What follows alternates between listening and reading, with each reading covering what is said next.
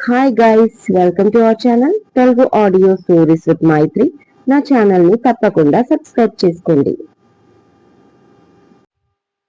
తప్పకుండా లైక్ చేయండి, షేర్ చేయండి అండ్ ఇవ్వండి. నా ఇష్టసఖి పార్ట్ 108. ఇక లేట్ చేయకుండా స్టోరీలోకి వెళ్ళిపోదాం. కానీ బుజ్జికి ఎదుటి మనిషి మీదే అర్థం చేసుకునే తత్వం ఉంది. నాకు తెలిసి ఒక ఆస్తి విషయం పక్కన పెడితే కరిష్మని బాగా చూసుకుంటాడు. అతనితో కరిష్మా కూడా చాలా హ్యాపీగా ఉంటుంది అనిపిస్తుంది. కానీ వాళ్ళ పేరెంట్స్ ఒప్పుకుంటారో లేదో అని కరిష్మా డౌట్. అలాగే నాది కూడా. బుజ్జికి మన ఇంట్లో స్థానం ఏంటో ఆమెకు కూడా తెలుసు. అందుకే ఈ విషయాన్ని ఎవరికి చెప్పుకోలేకపోతుంది ఆ పిల్ల అంటుంది ఈషిక. అప్పటి వరకు తనతో అల్లరి చేసిన దేవాంశ్ బుజ్జి విషయం చెప్పేసరికి ఒక్కసారిగా సైలెంట్ గా ఉండిపోయాడు. ఆ తర్వాత కాసేపటికి అతనికి కాల్ రావడంతో బాల్కనీలోకి లేచి వెళ్ళిపోయాడు. 2 రోజుల్లో సడన్ గా పెళ్లి అంటే ఎలా? ఇంకా ముహూర్తాలు లేవు కదా ఈ నెలలో అంటుంది వసుంధరాదేవి. అది నాకు తెలుసమ్మా, కానీ నేనేమి ముహూర్తాలు పెట్టి తాళి కట్టించమనడం లేదు. ఏదో నా తృప్తి కోసం రిజిస్టర్డ్ మ్యారేజ్ లాంటిదైనా చాలు. అందుకే అన్ని ఏర్పాట్లు చేశాను. మీరు ఒప్పుకుంటే అని సోమేష్ అనగానే, అదెలా కుదురుతుంది? వాళ్ళిద్దరికి ఇంకా డివోర్స్ శాంక్షన్ అవ్వలేదు కదా అని ఆమె అనగానే, ఈషిక అయితే తనకి డివోర్స్ కావాలని పేపర్లపై సిగ్నేచర్లు చేసి వెళ్ళిపోయింది కదా, అది చాలమ్మా.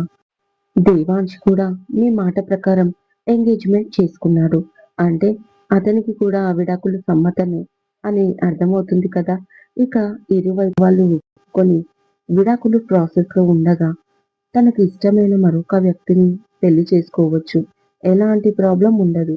నేను లాయర్ని కనుక్కున్నాను అని సోమేష్ అనగానే చాలా కోపం వచ్చింది వసుంధరాదేవికి.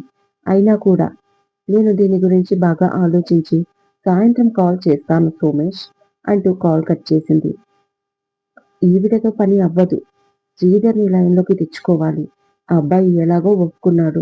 కేసు ఏమవుతుందో తెలీదు. అంతలోపల నా కూతుర్ని ఆ ఇంటి కోడలిని చేసేస్తే ఒక పని అయిపోతుంది. ఒక్కసారి నా శీల ఆ దేవాంశ్ని పెళ్లి చేసుకుంటే ఇక మామగారిగా నాకు కావలసినంత సపోర్ట్ ఆ దేవాంశతో దొరుకుతుంది. ఆ తర్వాత ఈ కేసు నుంచి ఈజీగా బయటపడొచ్చు.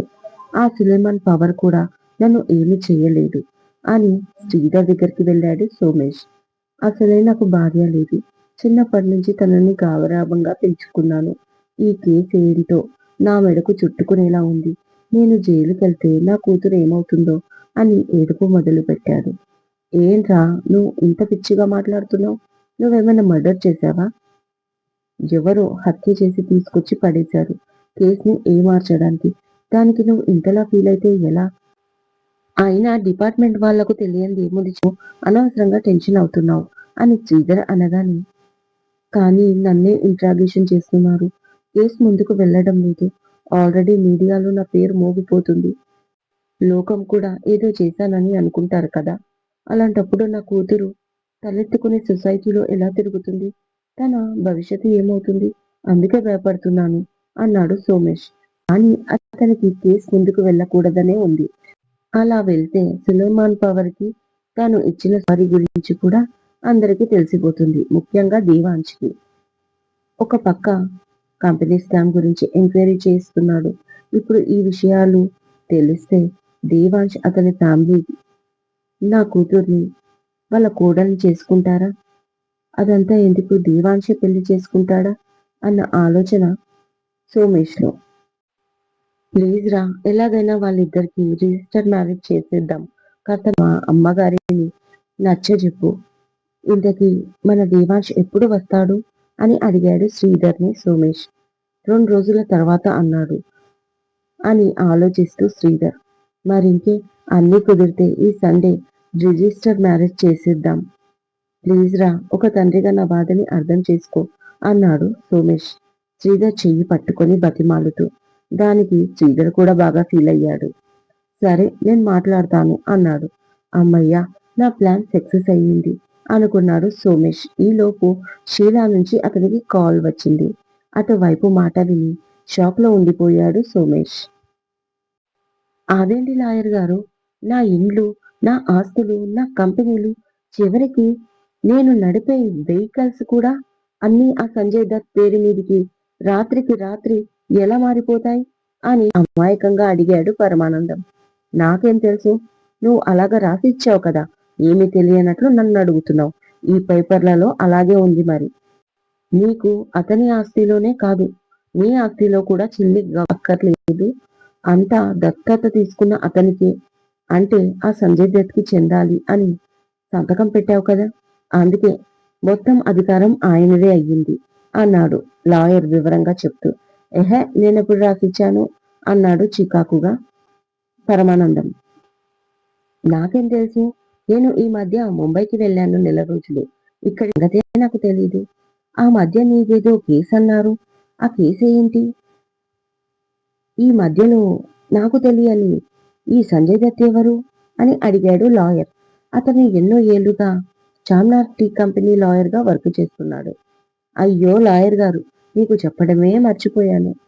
మీరు ఊర్లో లేనప్పుడు మన కంపెనీ గోడౌన్స్లో కల్తీ టీ పొడి తయారు చేస్తున్నారని ఇన్ఫర్మేషన్ వెళ్ళడంతో పోలీసులు రైడ్ చేశారు. ఆ టైంలో మీకు కాల్ చేద్దామనే లోపల ఎక్కడి నుంచి వచ్చాడో తెలీదు. కానీ ఒక మహాత్ముడు నా కోసమే ఆ దేవుడు పంపినట్లుగా వచ్చి నాకు బెయిల్ ఇప్పించి, కంపెనీ గోడౌన్స్లో ఉన్నది నిజమైన టీ పొడి అని, కల్తీ లేనట్లుగా మళ్ళీ టెస్టులు చేయించి సర్టిఫికెట్లు సృష్టించి మరి నన్ను ఈ కేసు నుంచి బయటికి తీసుకొచ్చాడు. సో అలా నేను కేసు నుంచి ఈజీగా బయటికి వచ్చేసాను. ఆయన ఎవరో కాదు, ఈ సంజయ్ దత్. అలాగే మన ఊరిని, నెక్స్ట్ మన ఊరి వాళ్ళమైన మనల్ని కూడా అంటూ దత్తత ప్రాసెస్ మొత్తం చెప్పుకొచ్చాడు పరమానందం లాయర్కి సంతోషపడుతూ. అదంతా విన్న ఆయన, ఊరుకోవయ్యా, దత్త వలసని దత్తకు తీసుకోవడం ఏంటి ఈ పిచ్చి కాని, అయినా అక్కడ ఊరి వాళ్ళు ఎవరున్నారు? ఇప్పుడు అందరూ అన్ని పొలాలు అమ్మేసి నగరాలకు వలస వెళ్ళిపోయారు. ఇప్పుడు ఊర్లో కొత్త రోడ్లు, భవనాలు, కొత్త కొత్త కాలనీలు పుట్టుకొచ్చాయి. ప్రస్తుతం దత్తవలస రూపురేఖలే మారిపోయాయి. ఒక అప్పటిలా అసలు లేదు. ఏదో కొద్ది కుటుంబాలు అక్కడ స్థిరపడ్డాయి. వాళ్ళు కూడా మనల్ని గుర్తుపడతారు అన్న గ్యారంటీ లేదు. అలాంటిది నువ్వేమో కొత్త కథ చెప్తున్నావు. ఇంతకీ ఆ వచ్చినోడు ఎవడు, ఎక్కడ ఉంటాడు, ఎందుకు నిన్ను దత్తకు తీసుకున్నాడు, ఏమైనా కనుక్కున్నావా? మరి నేను కూడా ఆ ఊరి వాడినే కదా. నాకు కూడా మొన్న కష్టం వచ్చింది. నా కూతురు కరెక్ట్గా రోడ్డు మీద వెళ్తుంటే ఎదురుగా వచ్చినోడు మా కార్ని డాష్ ఇచ్చి మా పైనే కేసు వేశాడు. అప్పుడు ఆయన వచ్చి నన్ను ఆదుకోలేదే అని అడగగానే గతుక్కుమన్నాడు పరమానందం. అంటే దత్తవలసని ఎవరు దత్తకు తీసుకోలేదా? మళ్ళీ అడిగాడు కన్ఫ్యూజ్గా ఫేస్ పెట్టి. ఇన్ని రోజులు నీకు బ్రెయిన్ మోకాళ్ళల్లో ఉంది అనుకున్నాను, కానీ అరికాళ్ళలోకి చేరి అది అరిగిపోయిందని నాకు ఇప్పుడే అర్థమైంది. ముక్కు ముఖం తెలియనోనికి నీ యావదాస్తి కట్టబెట్టావు, నువ్వే మంచివయ్యా అని తిట్టాడు లాయర్. అంతే, కళ్ళు తేలేశాడు పరమానందం. అప్పుడే కాఫీ పట్టుకొచ్చిన పంచజాక్షి, ఎందుకో ఈ సంబంధం అనుకున్నప్పటి నుంచి అన్ని అవాంతరాలే వచ్చి పడుతున్నాయి అంటూ ఇష్క గురించి చెప్తుంది ఆమె. ఇంతకీ ఆ అమ్మాయి ఎవరు, ఏంటి కథ అని లాయర్ అడగగానే పరమానందం తన ప్రేమ కథతో పాటు పెళ్లి కోసం ఆమెను బ్లాక్ మెయిలింగ్ చేసిన స్టైల్ కూడా గొప్పగా చెప్పాడు. అప్పుడు లాయర్ బ్రెయిన్ కి ఏదో తట్టింది. నెక్స్ట్ డే ఆఫీస్ లో అందరికీ మీటింగ్ ఏర్పాటు చేయాలి అనుకున్నాడు. దేవాంశ్ ఆఫీస్ కి రెడీ అవుతూ ఉండగా కాల్ వస్తుంది. లిఫ్ట్ చేసిన దేవాంశ్ అటువైపు చెప్పింది విని, వాట్ నాన్ సెన్స్, వాడు అలా చెయ్యడు కదా బాబాయ్ అన్నాడు. ఆ మాట విని ఇషిక కూడా దేవాంశ్ వైపు చూస్తుంది. ఓకే ఓకే, నేను వాళ్ళతో కాన్ఫిడెన్స్ లో మాట్లాడతాను, మీరు టెన్షన్ అవ్వకండి. మీడియా కాదు కదా, వాళ్ళు కనీసం కంప్లైంట్ గురించి కూడా ఆలోచించరు. నేను మొత్తం హ్యాండిల్ చేస్తాను, మీరు టెన్షన్ ఫ్రీగా ఉండండి. అండ్ 4 రోజుల్లో ఆఫీస్కి వెళ్ళొద్దని సుశాంత్కి చెప్పండి. అండ్ నేను వెంటనే బయలుదేరుతున్నా అన్నాడు ఇషిక వైపు చూస్తూ. ఏదో ఎమర్జెన్సీ అనుకుంటా అని మనసులో అనుకుంటూ కాల్ కట్ చేయగానే, ఏం జరిగింది అని భయంగా అడిగింది ఇషిక. ఏదో ఆఫీస్ ప్రాబ్లం అన్నాడు దేవాంశ్. అదే ఆఫీస్ ప్రాబ్లం ఏంటి అని అడిగింది ఇషిక. ఎలా చెప్పాలి అన్నాడు. ఇది మరీ బాగుంది, మామయ్య ఎలా చెప్పాడో అలాగే చెప్పండి. ఎందుకు నాతో దాచాలని చూస్తారు? అడిగింది. అది ఏంటంటే సుశాంత్ కంపెనీ ఎంప్లాయీస్‌కి రాంగ్‌గా మెసేజ్ వెళ్ళినట్లు కంప్లెయింట్ అనగానే ఏమని అడిగింది. తనకి అర్థం కాలేదు. దాంతో సుశాంత్ లేడీస్ ఎంప్లాయీస్‌కి అంటే చాలా తప్పుగా మెయిల్ పెట్టినట్టుగా కంప్లెయింట్ అంట. ఇప్పుడు అర్థమైందా? అని దేవాంష్ అనగానే మై గాడ్! అసలు ఏం జరుగుతుంది మన ఇంట్లో? అస్సలు ప్రశాంతత లేకుండా పోయింది వాళ్ళకి. అయినా సుశాంత్ అలాంటి పనులు చెయ్యడు. గ్యారంటీగా ఏదో మిస్టేక్ జరిగినట్లుంది. మీరు దీని గురించి ఎంక్వైరీ చేయించండి. మీరు ఇవాళ వెళ్ళండి. వెళ్ళి అన్నీ క్లియర్ చేయండి. లేకపోతే మామయ్య, సుజిత ఆంటీ చాలా ఫీల్ అవుతారు అంటుంది చాలా సీరియస్‌గా ఇషిక. తన మాటకి చిన్నగా నవ్వుతూ, నువ్వేంటి సుశాంత్‌కి అంత సపోర్ట్ చేస్తున్నావు? కంపెనీ స్కామ్ విషయంలో వాడు నిన్నన్న మాటలు మర్చిపోయావా?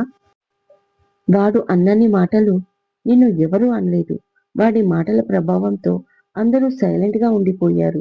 అయినా కూడా ఇప్పుడు వాడి గురించి నువ్వు ఇంత పాజిటివ్‌గా ఎలా మాట్లాడుతున్నావు ఇష్టా? అని అడిగాడు దేవాంష్. అయితే ఏం చేయమంటారు? నన్ను రివెంజ్‌కి ప్లాన్ చేయమంటారా? అని అడిగింది ఈషిత. అది కాదురా అనగానే చూడండి అది నా బ్యాడ్ టైం. అనవసరంగా నన్ను ఎవరు ఒక్క మాట అనలేదు. సిట్యుయేషన్ అలా వచ్చింది. కాకపోతే వాళ్ళు నన్ను కాస్త అర్థం చేసుకొని నా మీద నమ్మకం ఉంచి ఉంటే బాగుండేది అనిపించింది నాకు కూడా. నిరూపించుకోవడానికి ఒక ఛాన్స్ ఉంది. కానీ అనుమానించారు. దానివల్లే నేను దూరంగా వచ్చేసాను తప్ప వాళ్ళ మీద కోపంతో కాదు. వాళ్ళు ఎవరు? నా భర్త కుటుంబం. అంటే నా కుటుంబం కూడా. వాళ్ళకి కష్టం వస్తే నేనెందుకు సంతోషపడతాను?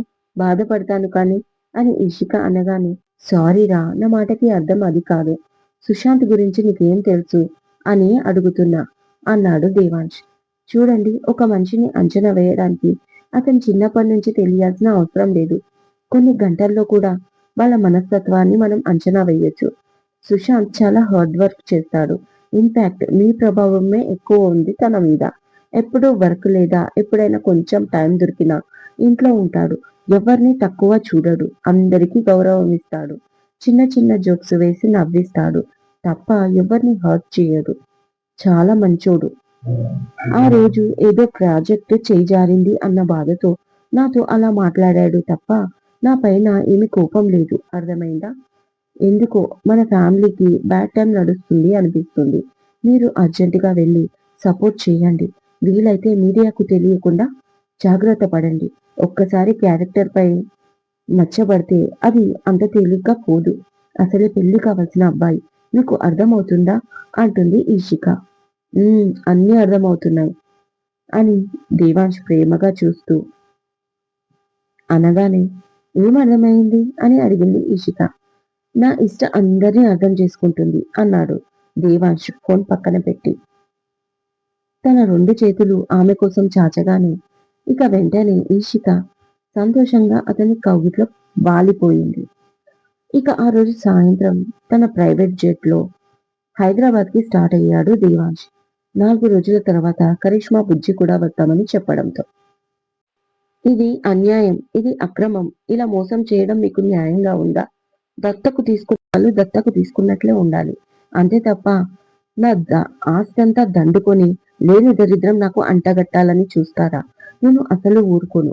పోలీస్ కంప్లైంట్ ఇస్తా. నాకు ఈ నియోజకవర్గం కార్పొరేటర్ తెలుసు, ఎమ్మెల్యే తెలుసు, మంత్రులు కూడా తెలుసు. రాష్ట్ర సీఎంతో కూడా నాకు పరిచయాలున్నాయి అంటూ అరుస్తున్నాడు పరమానందం చాలా ఆవేశంగా. మాకు ఇది మాత్రమే తెలుసు అంటూ పరమానందం సిగ్నేచర్ చేసిన తన ఆస్తి పత్రాలన్నీ చూపించాడు అమరేష్ పురి ఇలియాస్ బుజ్జి. వాటిని చూసి పళ్ళు నూరుకున్నాడు పరమానందం. పాపం తన ఆఫీస్‌కి ఎప్పటిలాగే బయలుదేరాడు పరమానందం. అయితే ఎప్పుడైతే గేట్ దగ్గరికి వెళ్ళాడో ఇంతకీ వాచ్‌మెన్ గేట్ ఓపెన్ చేయడం లేదు. తను చూసినా చూడనట్లే ఉండడంతో కోపం వచ్చిన పరమానందం గట్టిగా ఏరా కళ్ళు నెత్తికెక్కాయా? బాస్ రాగానే గేట్ తీయాలని తెలీదా? కారులోంచి అరిచేశాడు. అప్పుడు ఎవరు కావాలి? ఏ పని మీద వచ్చారు? అపాయింట్మెంట్ ఉందా? అని అడిగారు. ఏరా కళ్ళు దొబ్బాయా? ఎవరితో మాట్లాడుతున్నావో తెలుస్తుందా? నేను పరమానందంని, మీ బాస్‌ని అని మళ్ళీ అరిచాడు. దానికి వాళ్ళు సార్ మిమ్మల్ని గుర్తుపట్టాం. కానీ మా డ్యూటీ మేము చేస్తున్నాం. నిన్న నైట్ మేనేజ్మెంట్ మొత్తం మారిపోయిందని పొద్దున్నే మమ్మల్ని ఉద్యోగాల నుంచి తీసేస్తే జస్ట్ ఇప్పుడే అరగంట ముందు మళ్ళీ కొత్తగా ఇక్కడి డ్యూటీలో జాయిన్ అయ్యాం. ఇక్కడ రూల్స్ రెగ్యులేషన్స్ కూడా మారిపోవడంతో మేము అలా మాట్లాడాల్సి వస్తుంది. మరీ ముఖ్యంగా పాత మేనేజ్మెంట్ అంటే మిమ్మల్ని లోపలికి అలో చేయొద్దని కొత్త మేనేజ్మెంట్ వాళ్ళు స్ట్రిక్ట్ గా చెప్పారు అని వాళ్ళు చెప్పి అలాగే బోర్డు కూడా చూపించారు. బోర్డు చూడగానే చామ్నార్ టీ బోర్డు కాకుండా అబ్బా అబ్బా టీ అనే బోర్డు కనిపించింది. అంతే దిమ్మ తిరిగి బొమ్మ కనిపించింది పరమానందంకి. ఏడుపొక్కటే తక్కువైంది. వెంటనే తన లాయర్ కి కాల్ చేసి ఆయన కూడా రావడంతో ఎలాగోలా దత్తు మేనేజర్ దగ్గర పర్మిషన్ సంపాదించిన లాయర్ కాస్త మద్దతు కోసం తమ కంపెనీలో పనిచేసే కొంతమంది స్టాఫ్ కి పర్సనల్ గా ఫోన్ చేసి మీ సార్కి అన్యాయం జరుగుతుంది, కొంచెం మీ మద్దతు కావాలి అని రిక్వెస్ట్ చేస్తే వాళ్ళు కూడా రావడంతో వాళ్ళందరినీ తీసుకొని వెంటనే సంజయ్ దత్ ఫామ్ హౌస్ కి వెళ్ళాడు. ఆ వెళ్ళిన వాళ్ళలో దీపిక, సంజయ్, పరమానందం ఇంకా మేనేజర్ ఇలా అందరూ ఉన్నారు. ప్రస్తుతం వాళ్ళు అమరేష్ పురి పానీపూరి ముందు నిలబడ్డారు. మాకు ఇది మాత్రమే తెలుసు. పరమానందం సిగ్నేచర్లు చేసిన ఆస్తి పత్రాలను చూపించాడు అమరేష్ పురి ఇలియాస్ బుజ్జి. కానీ ఇలా చేయడం తప్పు కదా సార్. మా సార్కి తెలియకుండా ఆయన ఆస్తిని రాయించుకొని మళ్ళీ ఆయన్నే ఇబ్బంది పెట్టడం అని పరమానందం మేనేజర్ అనగానే తమ స్టాఫ్లోని కొంతమంది కూడా ముందుకు వచ్చి మీరు మా సార్ ప్రాబ్లమే సాల్వ్ చేయడానికి ఆయనని దత్తకు తీసుకున్నారు. అలాంటిది తిరిగి ఆయన ఆస్తిని మీరు తీసుకోవడం ఏంటి సార్ అని కొంతమంది ప్రశ్నించారు. వాళ్ళని చూసి పరమానందం రెచ్చిపోతూ రే నిజం చెప్పండిరా, ఎవర్రా మీరంతా? ఎందుకురా నా ఎన్నో సంవత్సరాల కష్టాన్ని ఒక్క క్షణంలో మీ పేరు పైన రాయించుకున్నారు?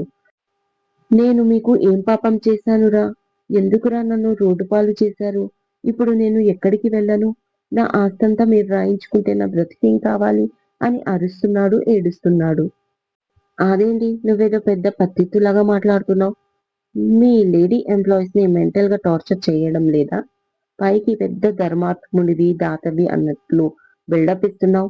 నిజంగా కష్టపడ్డవాడివి అయితే ఎదుటి వాళ్ళని కూడా కష్టపెడతావా అని అడిగింది కరిష్మా. సారీ పానీపూరి. చాలా ఎక్కువ మాట్లాడుతున్నావు పానీపూరి. నీకేం తెలుసు నా గురించి? నా కంపెనీలో ఎంప్లాయీస్ అందరినీ నా సొంత అక్క చెల్లెళ్ళలాగా చూసుకుంటాను. వాళ్ళకి బోనస్లు ఇస్తాను, ప్రమోషన్లు ఇస్తాను, వాళ్ళని ప్రతి విషయంలో ప్రోత్సహిస్తాను. ఎక్కడ ఎలాంటి నెగిటివిటీ నా ఆఫీస్లో ఉండదు. నిన్న కాక మొన్న వచ్చిన నువ్వు చెప్తున్నావా నాకు అని గట్టిగా అరిచాడు పరమానందం. మరి నేను చెప్పనా నీ గురించి అంటూ ఒక లేడీ వాయిస్ చాలా గట్టిగా వినిపించింది. అందరూ అటువైపు చూడగానే పైనుంచి మెట్లు దిగుతూ ఈషిక కనిపించగానే అక్కడ ఉన్న వాళ్ళందరూ షాక్ అయిపోయారు. ఇదండి ఇవాళటి ఎపిసోడ్. ఈ ఎపిసోడ్ మీకు నచ్చినట్టు అయితే నాకు కామెంట్లో చెప్పండి. అలాగే లైక్ చేయండి, షేర్ చేయండి, హైప్ ఇవ్వండి, సబ్స్క్రైబ్ చేసుకోండి నా ఛానల్ని. మరొక మంచి ఎపిసోడ్తో మీ ముందు ఉంటాను. మైత్రి.